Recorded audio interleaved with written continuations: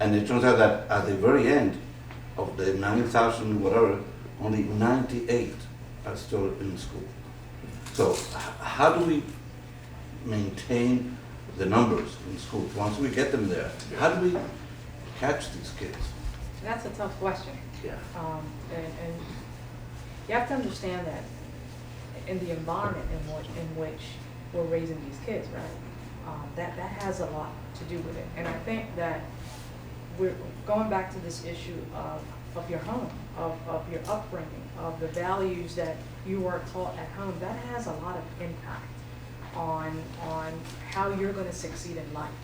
So if your foundation is not solid, if your foundation at some point is dysfunctional or has been disrupted or has been fragmented, it really lessens the opportunity for kids to succeed and go on to college, right? So you know, I had a good foundation as an example.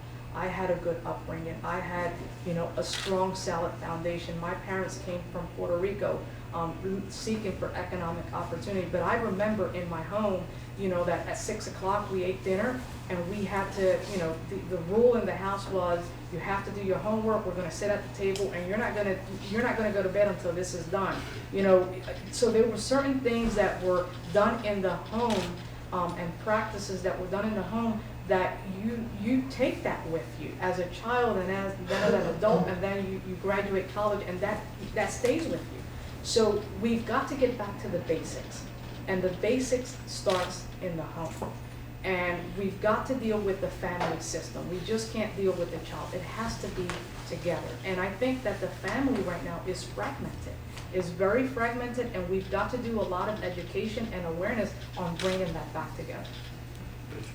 Yeah, I mean, I think you know, this is one of the hardest issues that I think our city's faced with today. And I'm going to say something controversial. Please do. There's college isn't for everybody, Yeah. and we don't have a plan for that right now. So when you look at some of those numbers, and if we're being honest and realistic, many of our children, you know, I was the first person in my family to go to college, certainly the first person in my family to go to law school. For the kids who can do the work, who can keep up and deserve every opportunity, if you're smart enough, you're good enough, you work hard enough, and you've learned those things, every child should have an opportunity to go to college. It should be your decision. Not every kid wants to do that, and some kids don't have the means, and that's okay. The truth is, we don't have an outlet for those kids right now. That's why our poverty rate is so high. Amongst the Latino community, the poverty rate is through the roof, right? So it's 28%, 26% now. It's gone down to 2% in the last 2 years overall as a city. But in our community, it's between 40 and 50%, depending on which neighborhood you're in. And to Leslie's point, probably more like 60% in the community that she serves. High poverty numbers. For you to think that within one generation or two, you're going to be able to take those kids from that poverty level and send them all to college, we're kidding ourselves. And the truth is that we have to be able to do both.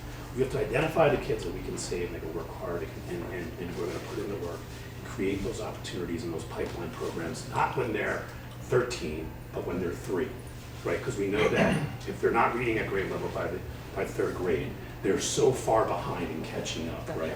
That it's going to be a huge challenge. So we need to start working on the kids who are 3 today, right now. That's why the pre-K conversation is so important that we're having. So that's one side of this. While we're doing that and rolling out pre-K for the first time ever here in Pennsylvania, we need to have a different plan for those other kids. And we need to redefine the fact and create in them, you know, get them to stop taking pictures of their food and start focusing on the value of hard work, where our young people understand that getting up and being an insurance agent and providing for your family and putting your kids through college is a heroic thing in the United States of America and should not be minimized. And there are sole proprietors and businesses. You know, I was a former board member of the Hispanic Chamber, and you and I worked on some of that. There are businesses here in Philadelphia creating jobs, right? The minority community, women, Latino women, are flourishing in terms of entrepreneurship and what's happening at higher percentages. Our community is exploding in terms of how hardworking they are and what they're trying to accomplish. We should teach our kids not just the moral around education, right? That happens in the kitchens all across our city. But we should also teach them about the value of hard work and an honest job, and that there's no indignity in getting up and having one of those everyday jobs that keeps society moving. And I think we've lost a little bit of that, right? We've got a young generation, a millennial generation, that often wants to be CEO within 2 years of graduating from school. And we have to realign some of that thinking and say, you know, the value of hard work matters. Education is critical, but what are we doing for our young people in terms of providing jobs? The mayor gets that. That's why if you look at our summer jobs challenge, it's growing by, you know, we want to educate 10,000 kids this summer.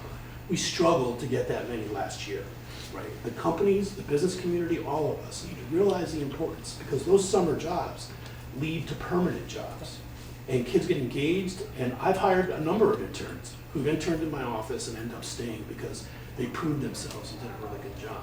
So that value of hard work, even though college is so critical, needs to be out there, because not every kid is going to be able to do that. You know, you say you were going to say something.